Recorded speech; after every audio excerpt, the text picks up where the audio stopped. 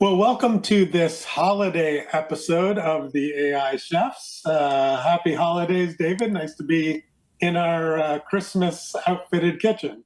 Yeah, happy holidays, Merry Christmas, Chef. Oh, that's right. I forgot to say chef. So, well, even though last episode I picked some kind of holiday thematic recipe, I'm going to stick with that because now we've got our Santa chef's hats. I'm not sure that they're appropriate for the kitchen, but they certainly look good. So I'm going to do another kind of holiday theme, and I'm going to talk about uh, the potluck dinner, which isn't really a recipe. But it is about food. So I put a couple of slides together to help me as I talk through this particular theme meal. So a potluck, I think everybody knows what it is, but if you don't, it's really a communal meal where everyone brings a dish. One of the things I like the best about it is typically people bring dishes that, they're really good at making, right? So now, as long as everybody doesn't all bring desserts and you have no mains, so sometimes, there's a sign up sheet and you indicate you're going to bring a salad or a vegetable or a dessert, what have you. And no one really, because I was like, hey, where did the term potluck come from? And it turns out that Oh, no one is 100% sure. One, kind of thought is the indigenous people have a term called potlatch, which was when they would get together and they would share food. And it kind of potlatch means to give away. So they thought maybe they call it an egg corn when people mishear words and then change it. So that's one of the theories. The other was, I don't know, in Old England, if you showed up unexpected, then it was called like the luck of the pot. In other words, if there was food, whatever was in the pot was what you were going to get served. So yeah, I anyway, thought that's what I thought it was. Like, oh, you're lucky if there's good stuff in the pot. If everyone put good stuff in their pots, yeah, you're lucky and so it's a good meal. there doesn't seem to be a general agreement, at least based on my research. But anyway, so what I wanted to do is, we've talked about a lot of prompts, using large language models, a whole bunch of them. Um, but the potluck is bringing together all these different things. And what I wanted to focus on is how you can bring your own source documents and then be able to ask questions about those. And I'm going to talk about, there's different tools that do it. I'm going to talk about two specific ones. One we've actually talked about before was Notebook LLM from Google. Mhm. We created that audio podcast of the Honda lawnmower That still manual. scares me. Yeah, but so let's move on to the next slide. It turns out that, Google has come out with a Notebook LM, which is what we used before. And now they just introduced Notebook LM Plus, which has some different features. But let me show you on the next slide, how both of these work. Now, I know this is a little bit, small, but I just wanted to have it as a visual as I talk you through it. So the idea here of this potluck is you bring together a whole bunch of different sources, and then you can ask questions, and the large language model will answer the questions, based on what everybody's brought to our AI potluck, as it were. So in this case, I found a lot of documents, and it could be documents, PDFs, different types of documents, even images. And I loaded those, and it's shown on the far left there. So I found Christmas Carol based documents. I loaded that up, and then when you go into Notebook LLM, yes, you can have it create that podcast, which we showed off before. But really, what it can also do, which is quite powerful, is it can create FAQs or study guides. It can create a briefing document. And then, based on those knowledge sources, you can ask questions in the whole chat thing. So, in this particular case, it provides a summary. You can see in kind of the middle of the screen, based on all those sources, it gives you a summary of all of that. So, it really is the kind of coming together of what everybody brings. And if you go to the Nice. next slide, here's, for example, I asked it to create an FAQ. And so it said, it came up with common questions based on, once again, based on the content.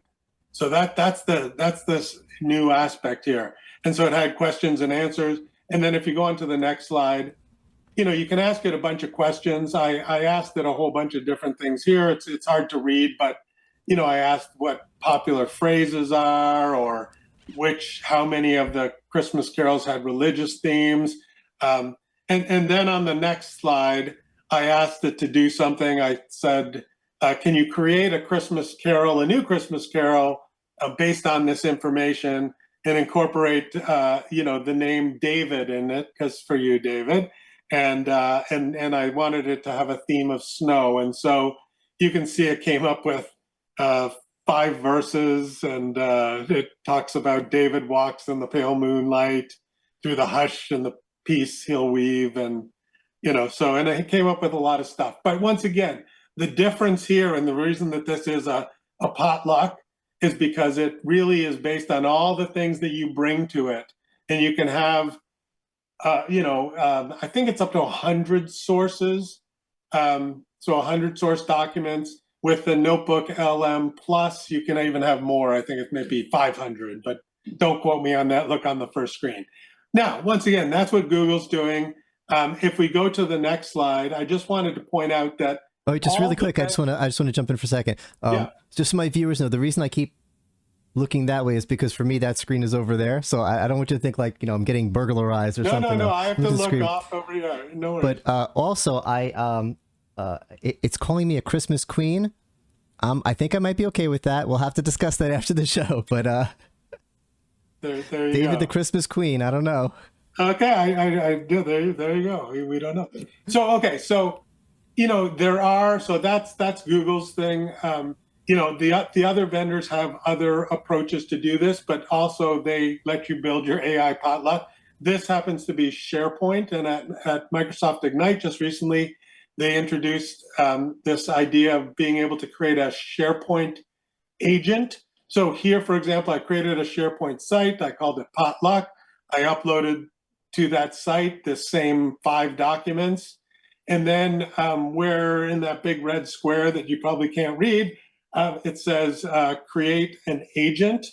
And I click on that, and effectively it creates a chat bot. It creates the potluck supper based on those documents. And then you can, on the right-hand side, do the same things, create FAQs or what have you. And if you go to the next slide, I just kind of blew up part of this where, so you can do the same thing, like create a Christmas carol based on this particular content. So that is really this concept of an AI potluck. Super powerful when you bring business documents into it, as opposed to necessarily Christmas carols. But I wanted to stay with the holiday theme. But this is what we're going to see and likely be talking about, Chef, into 2025, because this will be the foodie theme, I think, for 2025. This is big. A lot of companies are that have AI are talking about their AI studios. I don't like them using the word studio, because studio for me is about video production, but that's okay. Right. But it's about the idea of customizing your AI to know your stuff. And the example with Christmas caroling, some of you might be saying, well, hold on, you can ask ChatGPT or Copilot the questions to get the same answers because the Christmas carols are on the internet and it could see the internet. Yeah, that's that's why Kevin used it for the examples. But what about the documents that aren't on the internet? The documents that are in your SharePoint, in your company's SharePoint, the thousands and thousands of documents of your private research, that's not on the internet. You don't want to put it on the internet. So this is going to be huge. Well, and I think the other thing to add to that, David, is you can also control it, because you're right. Like there's lots of Christmas Carol information on the internet, but maybe some of that isn't Christmas carols. Maybe you want them all to be religious or secular, and you can narrow it down easier this way. This potluck is you can control. Like if it was a group of vegetarians, you could say, hey, just bring vegetarian meals to to our potluck. So here you can control the documents that are being used to answer the questions. And as you say, yes, everybody has their studio examples, which effectively let you do this. And so I wanted to share these kind of 2 ones, kind of with our audience here. Very cool. Well, before I give my tip, I want to give You know, we have our idiot sandwich award. I need a good award. I want to give AI an award for. Let me get rid of The slides. the slides there. If it wasn't for AI, well, first of all, we wouldn't be doing this show, but we would probably be doing some other show, but it really wouldn't have the production quality that it has. And I know it's not perfect, but hey, we're doing this with no budget, zero budget, not a small budget, zero budget. And we're able to do a lot of fun things. And of course, AI is keeping the hats on their heads, but I want to talk about our Christmas studio. I use Copilot. And Copilot's one of the ones I like to bash on because Microsoft's big and they can take it. But man, the ability to just go into Copilot and say, I want a Christmas kitchen studio to do a Christmas kitchen show, and 2 or 3 tries, that's close, give me another, that's close, give me another. It gave me this one that I love. And I wouldn't have had it. And maybe, I could have searched the internet and found something close that might have been copyrighted. I might have gotten in trouble for using or have to buy something. But that's part one. The second part is, and I haven't done this with our main set yet because it's so hard, is do you notice how the cookies are staying in front of us and the present is staying in front of us? I made a second layer, and I'm going to ruin the experience for everyone for a second by getting rid of it. If I take off the table, you see what's going on here. We cut off the cookies because we're in front of the cookies. So I did what I've always wanted to do, which is I took a second image of just the cookies, just the table, and put it in front. And the reason I haven't done that with our main studio is because I need to use Photoshop to do that. And I have this allergy to Photoshop. Some people, they're allergic to pecans and it makes their skin turn red. When I'm allergic to Photoshop, and it makes me get angry and want to throw things at my monitor, which is just weird for me. I'm not one of those guys. But I'm allergic to Photoshop. I can't use it. So I've just been not having this, but I asked ChatGPT to help me. So when I got into Photoshop and I circled all the stuff I wanted to delete and I clicked delete, it says, that's not part of the image, you can't delete it. I said, Photoshop's saying this, what do I do? And it says, click here, click here, click here. And I did it and it worked. And then when I said, now I need to remove this, and it's saying error, cannot remove this. Again, instead of watching a 20-minute video on YouTube, which is what I used to do, watch 3 20-minute. It said, click here, click here, click here. I click, and it worked. And by the way, it's not perfect. There's some little lines here. I need to do a second round to eliminate these lines here. But I know how to do it now. And if I get stuck in Photoshop, ChatGPT will help me. I no longer rage. It finally, after 20 years of Photoshop rage, I am cured. My allergy is cured. I can use this wonderful, because it's a powerful product. Look at this. This is great. So Copilot for giving us this, we would not have it without Copilot, and ChatGPT from taking it to the next level. It's we are using this stuff in real life, and these are fun examples, but imagine, with budget, oh my God, we could be doing some crazy stuff. Well, no, and I think that that's the hope. There's a lot of disappointment in 2024 around AI, I think, because people's expectations were, through the roof, and therefore, and it takes, as we've talked about in some of the recipes we've shared, I mean, it takes the willingness to experiment, but the idea that you can unlock the power of these tools, whether it's Photoshop, which also intimidates me because it's so powerful, and it's just like, it's so confusing because it is powerful, or Excel, for instance. So many people, super great piece of software, super powerful, but it absolutely can be intimidating. And the idea that, AI can help you unlock the capabilities because you can't remember how to do an X lookup in Excel, and if it says, yeah, click here, click here, click here. Now, as long as it's not the examples that you've given where to try to please you, it makes up menu options that don't exist. I was really worried about that. But the fact that, more often, I'm not going to say necessarily more often than not, but certainly more often throughout the year and throughout the iterations of these tools, they're getting it right, and I think that into 2025, we're going to see, hallucinations go down and the value of content, go up. So I'm very hopeful that this will unlock some fantastic productivity, and even just avoid you having to watch 3 20-minute YouTube videos. That's just going to lower your frustration level. So good example. And I'm not worried about the hallucinations with Photoshop, because the hallucinations are not where it just makes up how to do something. It makes up that it can do something. Right, So with a newer product with like OBS, I'll say, hey, how do I make OBS do this? And instead of saying OBS can't do that, it'll give me a way. Photoshop can do everything. Right. So It if can I do say, any. and it's so well documented that if I'm asking ChatGPT, hey, how do I make Photoshop, turn this hat green? Hat's going to be green in a few seconds. Without ChatGPT, I know you Photoshop experts are laughing, crying, laughing, watching this because it's so easy for you, but it's not for me. But yeah, it's going to open up these tools, and not just tools, but skills, coding. I'm doing some stuff in C#. I don't know how to code. I mean, I do know how to code. I guess I do because I've made some code and it works for me in a chatbot program that I'm working on, Nice. that I use for the guitar stream. But I used to look at it and I'm like, I don't know what code is. People go to school and learn what code is, but I worked with a piece of code. I went to ChatGPT. I went back and forth, and it works. So skills that we didn't have before, tools that we felt were beyond our reach, are going to be within our reach. Yeah, absolutely. All right, so let's go on to my recipe. And for this Yes. recipe, we did Christmas recipes last week. So I didn't think I was going to necessarily do a Christmas recipe, but it's a little bit of a stretch, but it kind of is, because my recipe is the learning lasagna. And I brought your potluck picture back there up you go. because it kind of looks like it might be a lasagna in the middle. And to be honest, the only time I really have lasagna is at a potluck, is at a Christmas function. And I think part of it is if you order lasagna at a restaurant, they just give you a slab of lasagna. I can't just have lasagna. That's my meal. I feel like I need lasagna and whatever else all the stuff was with it. Some ribs, some chicken wings, some other There you go. things.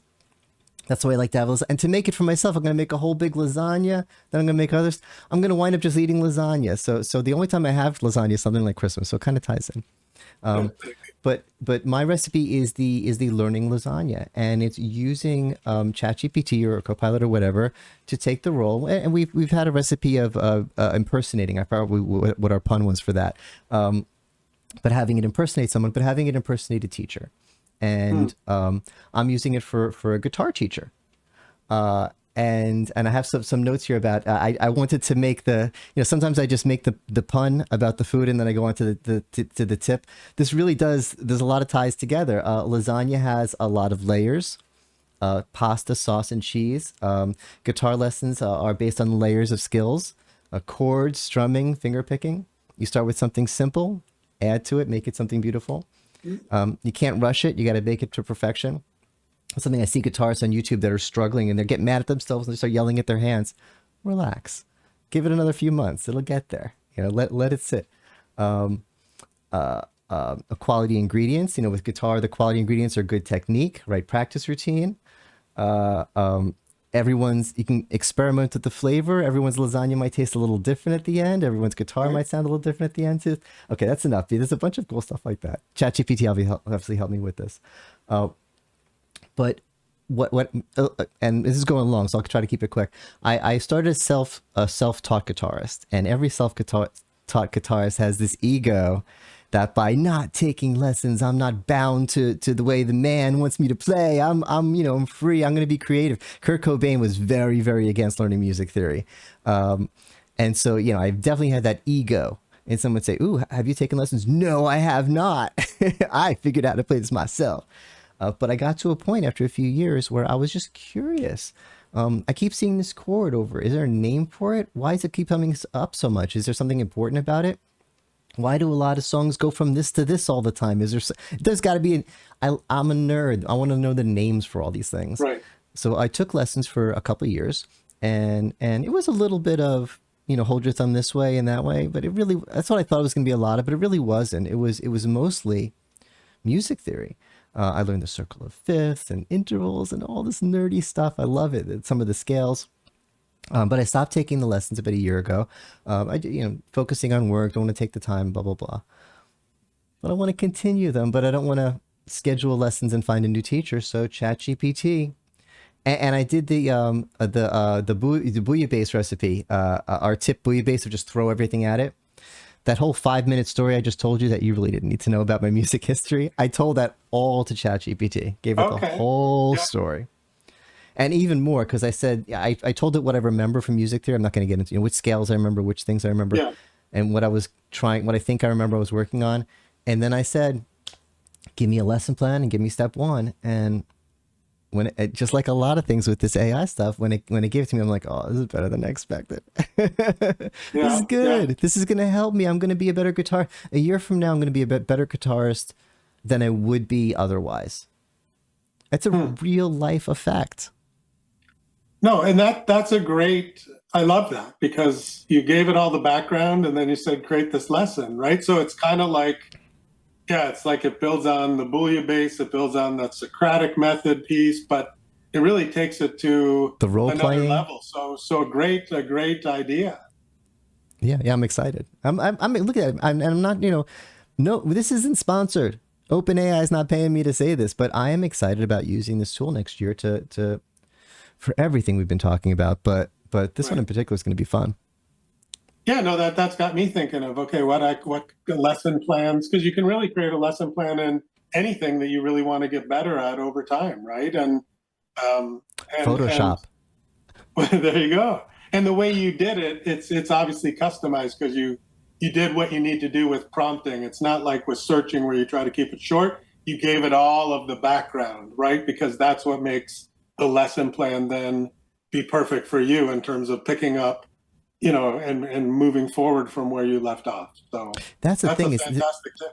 it's so customized because there's if you go to YouTube, there's tons of brilliant guitarists and there's like free lessons. But Right. you click one and it's like, okay, here's your A chord. It's like, okay, that's not for me. Or you click one and it's like, here's how Steve Vai does this. Okay, that's not for me either. It's like, where am I? I want to customize for Right. me. And the only way to do that is to hire a human guitarist and sit down and talk with them and tell them where you are, or what I just did. Yeah. Well, and I think and then we'll wrap this up, but I think that there's a lot of, whether it's, Khan Academy or through the Gates Foundation, there's a lot of hopefulness and optimism on how AI is going to help customize education for everybody, right? So it'll build the best version of you, whether you're studying math or English or what have you, because to your point, it's exactly, tailored to what you need to know, not the A chord or something that you already know. So, well, Exactly. thank you, Chef, Yeah, for this is sharing great. that. It was, and thank you for creating this wonderful, Christmas holiday, studio here for our kitchen. And certainly to all of you out there, happy holidays and have a fantastic new year. And obviously, David, thank you and happy holidays to you and your family. Yeah, and thank you again for coming up with this idea and choosing me to be your co-chef and being available to a lot of people come up with ideas and then we do one or two, but Right. we've been knocking these out. We got a bunch of episodes up on under our belt, and we have a bunch queued up for the next year. So thank you, Kevin, and I hope you have a wonderful holidays and everyone out there as well. Take care, everyone.